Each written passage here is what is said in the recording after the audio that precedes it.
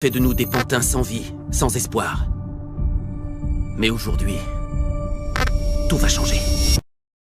On ira ensemble vers ce nouvel ordre mondial. Et personne, je dis bien, personne ne pourra s'y opposer. Car à travers le monde, les forces au service du changement sont considérablement plus fortes que les conservatismes et les immobilismes. Et la transformation de l'Europe autour d'une vision partagée est la condition d'un nouvel ordre mondial plus stable, apaisant les rivalités des puissances. Time of change, rapid and fantastic change, bearing the secrets of nature, placing in uncertain hands new weapons for mastery and destruction. À partir de là, l'armée américaine a été fascinée à l'idée de pouvoir provoquer la météo qu'elle souhaitait, quand elle voulait et en toutes circonstances. Si des chars ennemis se dirigent vers telle région, il est possible de les embourber. Pour être sûr que telle armée va manquer de vivres, on peut provoquer une sécheresse pour détruire les cultures. Si nos avions sont bloqués au sol par le brouillard, on dégage le ciel. Et si on veut immobiliser l'aviation ennemie, on noie leur aérodrome dans le brouillard. Et le plus fort, c'est que personne ne peut nous accuser. Ce n'est pas comme une arme nucléaire qui génère des radiations dont on peut retracer la provenance. Ici, personne ne peut rien prouver. Et vous êtes porté volontaire pour cette expédition? Oui, monsieur. Pour quelle raison? Parce que j'aime l'Afrique et en même temps j'aime secourir les gens. D'autant plus les Européens qui sont ici. Pourquoi d'autant plus les Européens? Parce que les Noirs n'en valent pas la peine. Parce que les Noirs n'en valent pas la peine. Ça, je vous dis pas le contraire. À partir du moment, par exemple, où vous récupérez des minerais qui vont être traités ensuite en France, à partir du moment où vous extrayez du pétrole et que c'est du bon, enfin, à partir du moment où vous avez des activités qui sont des activités qui vont apporter à l'économie française un développement, ben, évidemment, c'est une bonne justification quand même. Hein. Alors vous me direz oui, mais peut-être que la partie amont a peut-être été très morale. C'est vrai, mais les autres font pareil. Alors je me dirais c'est pas une excuse. Hein, ça c'est vrai. Mais il faut le monde n'est pas un monde angélique. Hein. On sait très bien que la carte du monde qu'il y a aujourd'hui dans toutes les écoles est fausse. C'est la projection de Mercator. Et je propose de regarder tout de suite. La voilà, on l'a. Elle est fausse, cette carte. C'est la carte de Peters, le monde dans lequel on vit. La carte de Peters, elle déforme aussi parce qu'elle allonge les continents. Mais c'est très simple. Vous avez un globe. La Terre, c'est un globe. Comment voulez-vous représenter un globe de façon plate? Donc, vous êtes obligé de faire des choix. Et l'histoire de la cartographie, c'est une histoire encore, en Europe en tout cas, qui est européocentrée. Nous avons choisi les cartes qui nous arrangeaient. Si vous allez en Australie... La projection de Peters qu'on voit là, elle arrange qui? Celle qu'on voit actuellement elle est plus exacte au niveau des superficies. C'est-à-dire qu'elle rend exactement les superficies. L'Afrique, c'est presque le quart des terres émergées. On oublie ça, le quart des terres émergées. Là, on le voit, sur cette carte-là, on ne le voit pas sur l'autre. Donc pendant très longtemps, on a eu une vision qui était une vision qui ne nous posait pas de problème, parce que de toute façon, l'histoire du monde, elle s'est passée surtout au nord. Donc en fait, finalement, c'était là, c'était autour de l'Atlantique, la mondialisation. Ces cartes ne sont pas étonnantes. Oui. En tout cas, voilà. Et pourquoi elles ne sont pas étonnantes? Parce qu'elles reflètent vraiment l'organisation géopolitique et économique du monde, donc elles sont très logiques en fait. Enfin, en tout cas, on en a appris de belles ce soir, parce que moi je ne savais pas que tout ça était pipeau. Hein, voilà. Merci. Quand vous êtes à l'école et que vous regardez la carte du monde, la manière dont la carte du monde est faite dit déjà quelque chose sur l'histoire et sur la manière dont on pense les cultures. L'Europe est toujours quand même assez au centre, et même cette construction nord-sud impose d'une certaine manière une hiérarchie. Si par exemple on mettait l'Afrique au centre d'une carte et qu'on la regarderait, on verrait les choses tout à fait autrement, parce que la manière dont le monde se dessinerait sous nos yeux nous ferait penser autrement. Les cartes géographiques sont des cartes mentales au sens où quand on voit les frontières, on pense que ce sont aussi des frontières à propos des populations et de la culture. Et que, tiens, là, dans cet hexagone est contenue la culture française. Là, dans l'Italie, serait contenue la culture italienne. Là, c'est la culture africaine. Or, avec cela, on oublie qu'il y a eu des échanges depuis très très longtemps entre les peuples, on pourrait dire, et entre les mondes. Donc il faut se défaire des cartes les cartes géographiques qu'on nous apprend à l'école, ce sont des mensonges. Ce sont des mensonges. C'est comme la carte de la France. La carte de la France est un mensonge puisqu'on ne nous montre que l'Hexagone et qu'après nous apprenons qu'il y a des territoires français ailleurs dans le monde, dans le Pacifique, dans les Caraïbes, en Amérique du Sud, dans l'océan Indien, et que ce sont aussi des territoires de la République. Mais quand vous regardez ici, pour tout petit Français vivant dans l'Hexagone, la France, c'est avec la frontière avec la Belgique, puis la frontière comme ça, etc. Ça tourne. Alors parfois il y a la Corse, mais il n'y a jamais la Guadeloupe, la Martinique, la Guyane, Wallis-et-Futuna, Tahiti, la Nouvelle-Calédonie, Mayotte, la Réunion. Ça lui changerait la manière dont il pense même habiter, comment il est, et qu'est-ce que c'est que l'histoire de la France. Parce que quand il voit ça, l'histoire de la France, eh bien elle est contenue là, dans cet espace. Alors que si on lui montre tout ça, il va se dire, ah oui, mais alors, qu'est-ce qui s'est passé en Martinique au même moment? Au moment où on lui apprend des choses. Alors on lui dit, oui, alors les rois de France, blablabla, bla, bla, bla, etc. Il dit, oui, mais alors qu'est-ce qui s'est passé là-bas? Il peut poser la question. Et tout d'un coup, ah, l'esclavage? Ah bon, donc voilà. Et on voit les liaisons.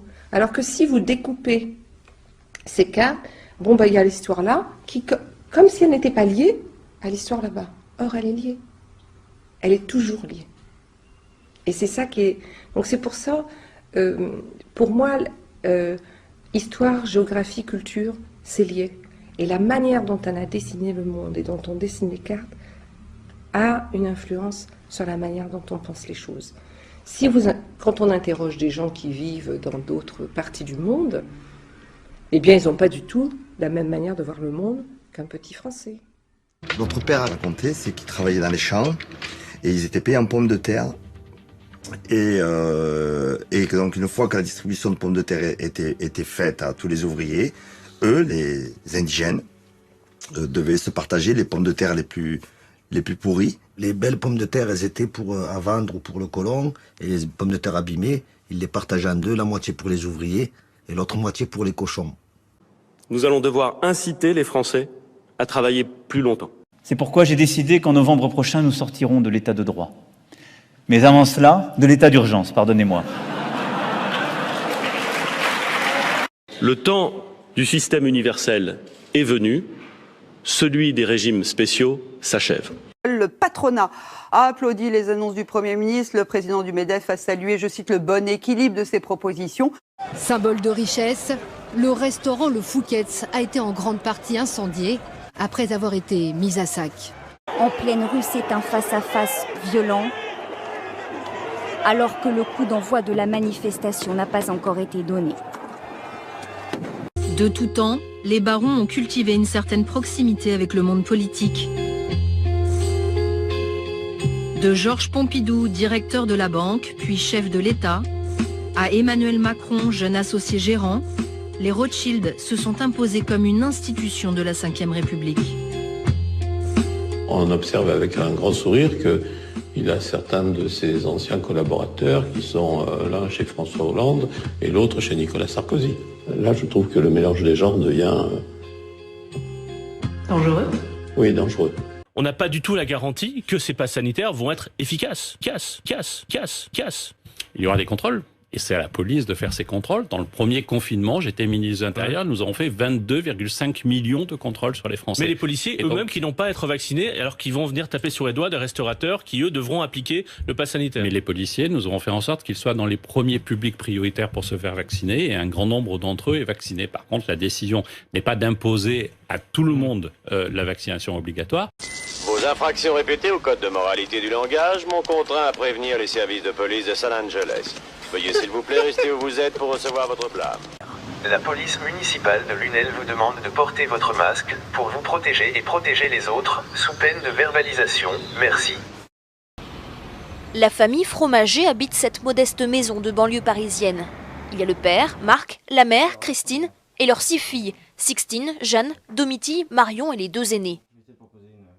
Dimanche, pour la première fois, ils manifesteront tous ensemble contre le mariage gay. Pour nous, cette manifestation, elle est vraiment importante et c'est pour ça qu'on y va tous en famille, donc avec tous les enfants. Bon, d'abord, c'est une manifestation pour le mariage, pour la famille. Aujourd'hui, on se plaint toujours de ne pas avoir de repères.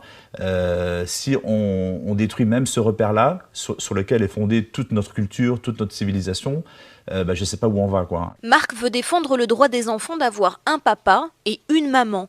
Et ce week-end, il ne sera pas seul. Son beau-frère, qui habite à Toulon, le rejoint avec sa femme et ses 4 enfants.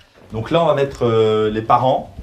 Au total, ils seront 14 à dormir sur place. C'est la chambre d'une de mes filles. C'est un lit double déjà, donc ça c'est pratique. Toute une organisation pour le couchage, mais aussi pour la douche. Il va falloir attendre son tour pour la salle de bain. Donc elle n'est pas très grande, mais on arrive à s'organiser. Il n'y en a qu'une pour nous 8, donc il y en aura une pour nous 14.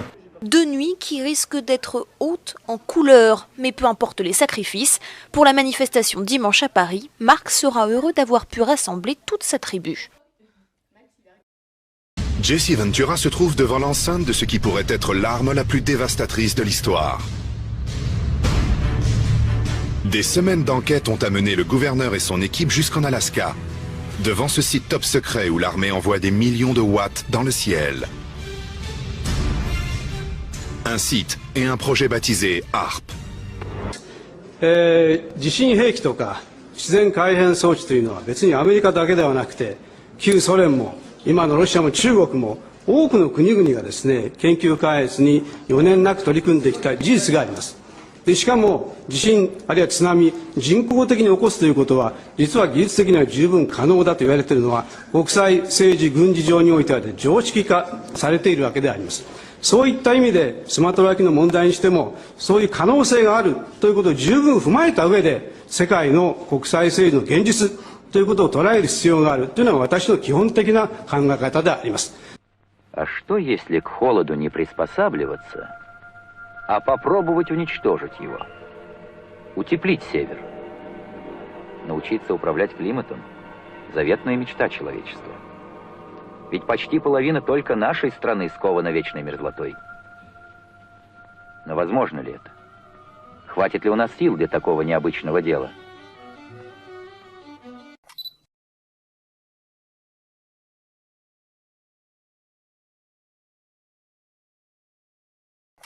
Tesla s'est décrit non comme un inventeur, mais comme un découvreur. Mais avec la découverte vient la responsabilité. Tesla le savait quand il a développé la technologie HARP, et plusieurs pensent que sa crainte de ce qui pourrait se produire si HARP tombait entre de mauvaises mains l'a motivé à camoufler sa découverte. Tout à fait, ils ne veulent pas seulement perturber le climat, ils sont capables d'abattre des avions comme un rien, d'éteindre des satellites et de les rendre inutilisables. Voilà l'ampleur de la menace. Ça permet de faire la guerre sans que personne ne le sache. Notre pays n'en est pas à sa première guerre secrète, mais avec une telle technologie, on passe à un niveau supérieur. Black road in Russia, suddenly alive with a mysterious flash of light that turns night air into day. Look at that. The dazzling sight caught on dashboard camera and seen for miles. So far, scientists have no clear explanation as to what caused the flash.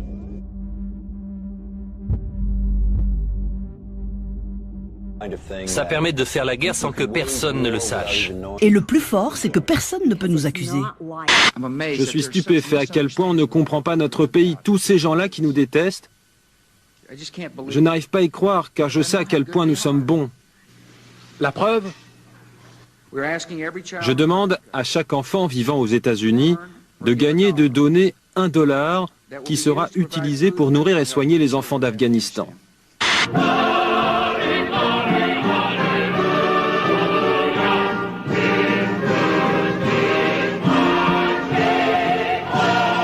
Si vous avez entendu parler de la crise des subprimes, eh bien vous n'avez encore rien vu. Ce que je vais vous raconter maintenant est incroyable et représente sûrement la plus grosse escroquerie jamais réalisée sur le dos des Américains. Les banques ont fabriqué de faux documents pour expulser des millions d'Américains de leur maison. Depuis la crise des subprimes, il y a 4 ans, 9 millions d'Américains ont perdu leur maison. L'Amérique découvre aujourd'hui avec stupéfaction que ces expulsions auraient été réalisées grâce à une gigantesque escroquerie des banques. Avec les années, les Rothschild ont appris à rester vigilants, car David va chercher ses recrues dans les couloirs des ministères. Ancien conseiller de Pierre Bérégovoy, Jean-Charles Naouri. Ancienne plume de Laurent Fabius, Lionel Zinsou. Nicolas Bazire, ancien inspecteur des finances, éminence grise d'Édouard Balladur et ami intime de Nicolas Sarkozy. François Pérol, directeur de cabinet de Nicolas Sarkozy à Bercy. Et Emmanuel Macron, lui aussi inspecteur des finances, aujourd'hui candidat à l'élection présidentielle. Une dernière recrue, cooptée par celui qui, dans ce petit milieu, fait figure d'entremetteur. Alain Minc murmure à l'oreille des grands patrons et des politiques. Ami de David de Rothschild, il a souvent joué le rôle de DRH officieux pour la banque. En Floride, des tribunaux spéciaux ont été ouverts pour traiter l'ensemble des dossiers d'expulsion. Ici, des juges à la retraite exproprient une famille toutes les 2 minutes. US Bank contre Gwen, des objections. JP Morgan contre Piranian, des objections. Parmi les expropriés, Clifford qui est venu se défendre seul face au juge et l'avocat de la banque. Une audience qui lui permet seulement d'obtenir un sursis avant la saisie de sa maison. Les banques sont trop puissantes pour être condamnées et attaquées. Surtout par de simples citoyens comme moi. On n'a aucun pouvoir. Et pourtant, il y a tellement de fraudes commises. Parce qu'il faut appeler ça comme ça.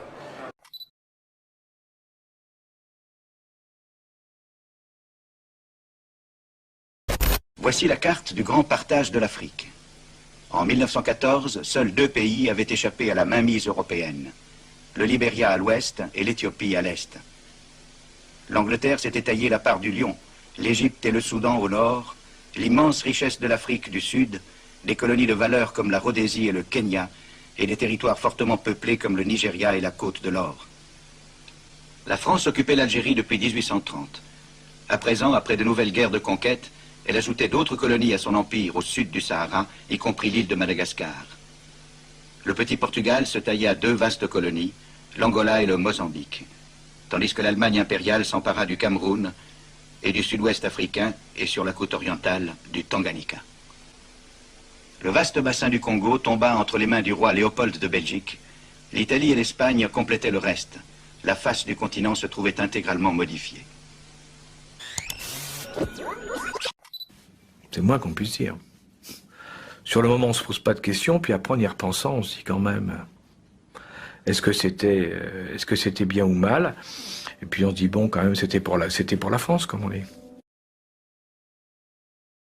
Facebook annonce la suppression de plusieurs centaines de comptes liés à une société israélienne qui diffusait de fausses nouvelles sur le continent africain, une manière d'accroître artificiellement l'audience de ces comptes et ensuite d'orienter le débat politique. Sébastien Duhamel. Comme le révèle le New York Times, la campagne de désinformation d'Archimedes Group a ciblé la dernière présidentielle nigériane.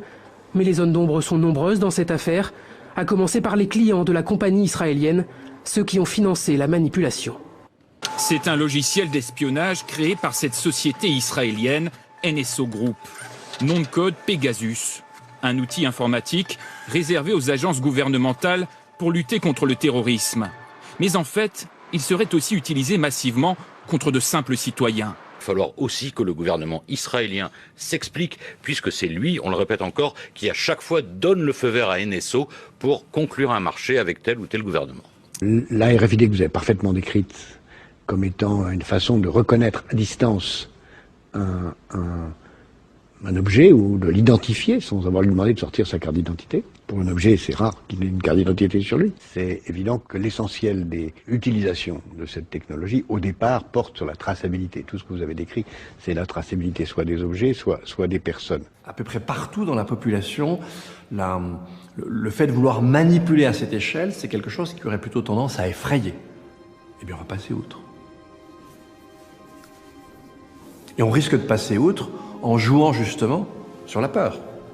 Je vous propose maintenant de vous plonger dans une affaire restée secrète et mystérieuse jusqu'à récemment. Les essais nucléaires français viennent de s'achever dans le Pacifique, mais saviez-vous que les toutes premières bombes atomiques françaises ont été testées au début des années 60 dans le Sahara algérien? Il faut se replonger dans le climat de cette époque. C'est la guerre froide, la France ne veut pas dépendre en matière de défense des États-Unis et elle est pressée de mettre au point sa propre bombe nucléaire. Il faut aller vite et tirer rapidement un maximum d'enseignements des essais au mépris de la sécurité. Je veux ici vous dire que la nation a une dette à l'égard de la Polynésie française. De 1966 à 1996, l'armée française a réalisé près de 200 essais nucléaires sur les atolls de Mururoa et Fangatofa. On testé la bombe en prétendant qu'elle était propre. C'était un mythe évidemment. En réalité, la zone a été irradiée et plus de 170 000 habitants soumis à des niveaux de radioactivité largement sous-évalués selon une étude récente. On n'aurait pas fait ces mêmes essais dans la Creuse ou en Bretagne. On l'a fait ici, parce que c'était plus loin. On l'a fait ici, parce qu'on se disait c'est perdu au milieu du Pacifique, ça n'aura pas les mêmes conséquences.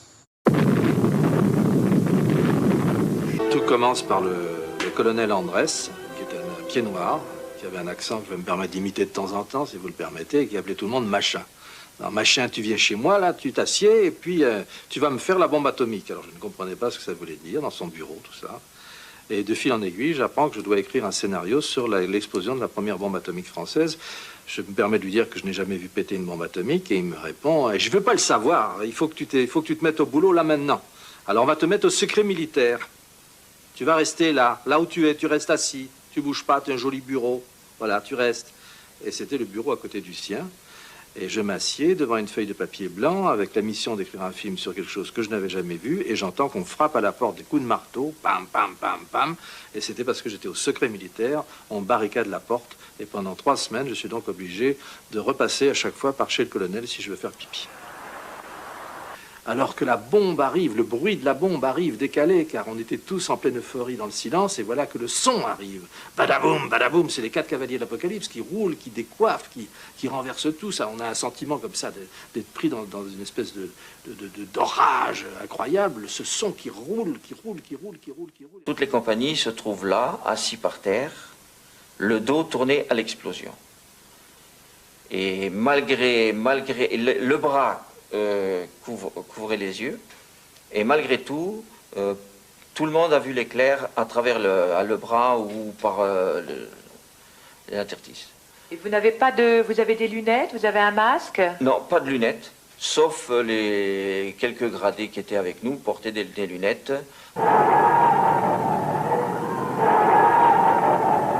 Guerpin nous a dit, vous pouvez vous relever, vous pouvez regarder le champignon maintenant, étant donné que nous n'avions pas de jumelles ni de lunettes, parce qu'il n'y avait que les officiers qui avaient des lunettes adaptées, spéciales pour regarder, nous n'avions rien.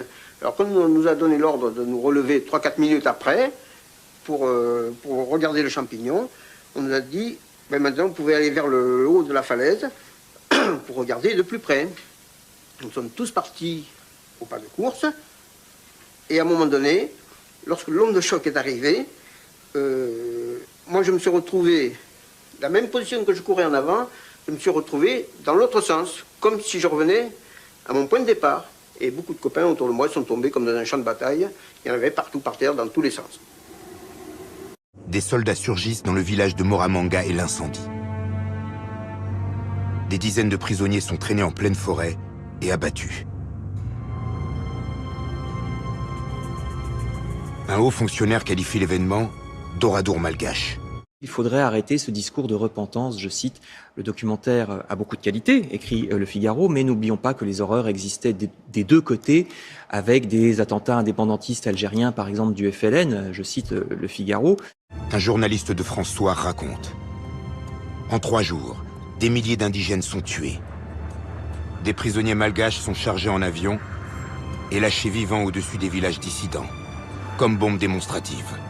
Le journal estime que l'accent ne serait pas assez mis sur ce côté un peu plus équilibré. L'histoire coloniale française ne fut pas qu'une aventure haineuse, je cite toujours Le Figaro. On sert aux Français l'histoire qu'ils ont envie d'entendre. Celle d'une nation civilisatrice qui apporte génie et progrès partout où elle règne. Vous allez lire après moi.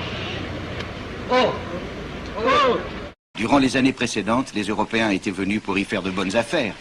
Mais en cette fin du 19e siècle, ils voulaient davantage, bien davantage.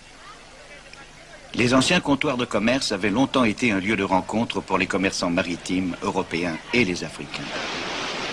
Vers les années 1880, cette association entre blancs et noirs était définitivement compromise par un changement dramatique. Les Européens entreprenaient de nouvelles conquêtes au-delà des mers.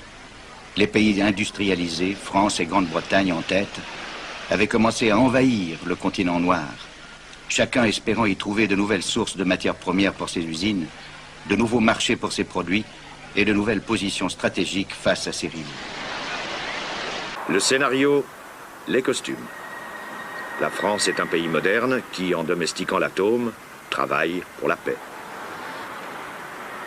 Même assis de dos, je ne vous dis pas l'éclair, lorsque la bombe a explosé, l'éclair, comment il nous a transpercés. Je me suis retrouvé, je me suis vu tout le corps intérieurement. On se voit vraiment comme dans une glace, comme dans une bassine d'eau. C'est impressionnant. Très gros déficit d'éducation sur ce sujet-là, qui en plus aujourd'hui est un peu mis sous le tapis. Et je trouve que l'État français en fait manque à son devoir en n'apprenant pas cette histoire. On n'écrit pas l'histoire avec une gomme. C'est des choses qui ne s'effacent pas. Puis j'ai appelé M. Muller qui cherchait un témoignage parce qu'il m'avait dit que il avait assisté à cette explosion atomique et qu'il avait été contaminé et que l'armée ne voulait absolument pas reconnaître en prétendant que c'est pas vrai, qu'il n'y avait pas eu d'explosion atomique, qu'il n'y avait pas eu de problème là-bas. Alors que M. Mesmer lui-même le reconnaît dans ses mémoires. C'est vrai, M. Mesmer le reconnaît lui-même. Alors c'est vraiment... C'est lamentable. C'est lamentable. C'est lamentable. On vit une époque, je sais pas, c'est au plus menteur. Au plus menteur. On en a pris plein les narines. Hein. C'est sûr que les pauvres pélos, hein, et ceux qui vivaient dans la nature derrière, ils ont dû dérouiller. Hein. Ils ont dû dérouiller. Au moment de l'explosion, ces gens-là étaient équipés. Hélas. Hélas, on était peu à être équipés. Il y avait les militaires de carrière, et encore pas tous, parce que j'ai l'impression qu'ils ne se rendaient pas compte du risque qu'il y avait. Hein. J'ai l'impression qu'ils ont été surpris. Hein. Je suis candidate à la présidence de la République pour restaurer la fierté française. Des t-shirts à l'effigie de l'étudiant Macron, des mugs jeux de mots ou encore des chaussettes siglées Emmanuel et Brigitte. Voilà un signe de plus que la campagne présidentielle est lancée avec la boutique en ligne du mouvement Les Jeunes avec Macron. Parmi tous les produits décalés vendus, ce décapsuleur à 10 € est particulièrement remarqué en raison de cette photo. Oh punaise, tout s'explique. Les types sont tellement déconnectés de la vie qu'ils ouvrent un Perrier avec un décapsuleur. Un commissaire de police a été mis en examen dans l'affaire Steve Canico, une mise en examen pour homicide involontaire. Rappelez-vous, le jeune homme est porté disparu depuis le soir de la fête de la musique 2019 à Nantes. Ce soir-là, une intervention policière avait eu lieu sur un quai de la Loire. Selon un rapport du défenseur des droits paru en janvier 2017, un jeune homme noir ou arabe a une probabilité 20 fois plus élevée d'être contrôlé par la police que l'ensemble du reste de la population. Et ça, c'est un dossier extrêmement important. Au cœur des dysfonctionnements de la relation entre les musulmans et leur environnement politique en Europe, il y a cette vieille pratique coloniale, désolé, c'est les Français qui ont été les champions toutes catégories, de fabriquer la représentation politique du groupe sur lequel vous voulez maintenir votre domination. Ça s'appelait les haras, les bacharas. On fabriquait des élites administratives, bien sûr pas par le vote. Pas par le vote. On les fabriquait unilatéralement et on les décrétait représentants du groupe sur lequel on voulait garder le contrôle. La France continue à fonctionner comme ça. D'autres infos sur la chaîne Info, à vous. D'autres infos sur la chaîne Info, allez-y, dites-le. Voilà, je souhaite vraiment qu'exercer l'islam de France et que la réalité, notre avenir, aura un honneur. D'accord, c'était une formule rituelle, mais bon, c'est pas grave. Merci infiniment, Hassan Chalgoumi, le journal à suivre.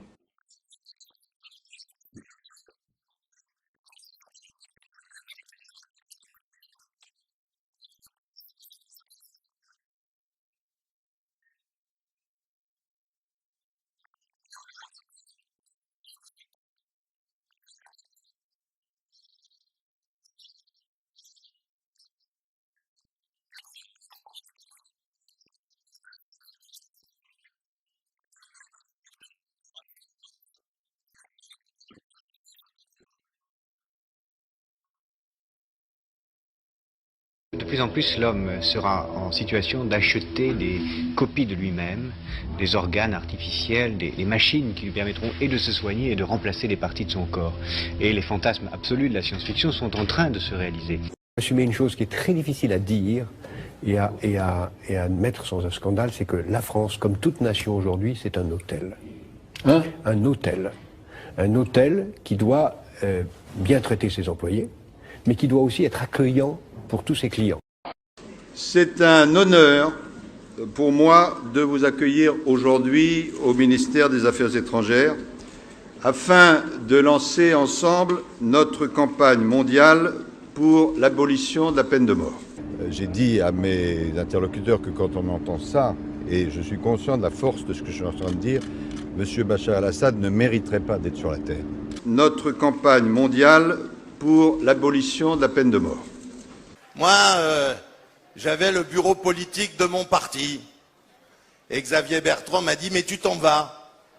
On parle des retraites, c'est important. » Et je lui ai fait passer un papier en disant « Pour moi, Israël, c'est plus important que les retraites. »